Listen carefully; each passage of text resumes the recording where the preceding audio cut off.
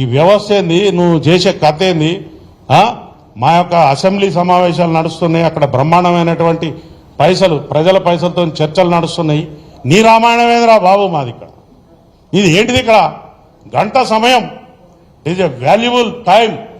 ఒక నిమిషానికి 2 లక్షలు 3 లక్షలు ఖర్చు అవుతాయి. గంట సమయం పోయింది మా అసెంబ్లీ. ఏమంటావు? అసలు నీ గురించి మేమెందుకు ఇక్కడ బాధపడాలి?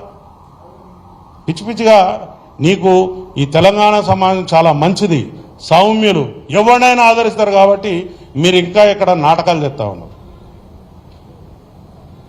కాబట్టి నేను ఒక మంచి సందేశాన్ని, ఒక సున్నితంగా మిమ్మల్ని హెచ్చరించడం కోసమే నేను ఇక్కడ వచ్చిన. మా యొక్క కుటుంబాలు 1,30,000 మంది పోలీస్ ఆఫీసర్స్, వాళ్ళ ఫ్యామిలీస్ ఒక్కసారి అడ్డం తిరిగితే ఏం జరుగుతుందో మీకు తెలియదు. కాబట్టి నేను చెప్తున్నా, పోలీసు వారి మీద నోరు బారేసుకోవడం బంద్ చేయి. మా ఇన్వెస్టిగేషన్ చక్కలేదు, మేము సరైన సెక్షన్లు పెట్టలేదు. There is a platform. నువ్వు చక్కగా పో, చట్టం దగ్గర పో. వీళ్ళు సరి అయినటువంటి నా మీద అభియోగాలు పెట్టలేదు కాబట్టి దాన్ని రద్దు చేయించుకో. రద్దు చేయించుకున్న తర్వాత నీకు ఇంకా బాగా కసి కోపం ఉంటే వారి మీద డిఫేమేషన్ సూటి.